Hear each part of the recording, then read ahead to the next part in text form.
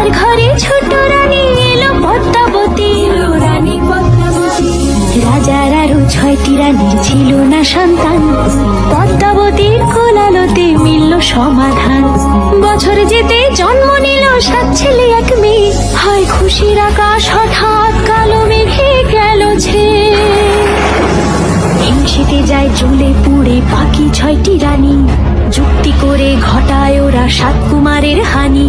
সুযোগ মতো 7 ছেলেকে মাটিতে দেয় পুঁতে, বাঁচে একা পারুল, ওরা পায় না তাকে ছুতে।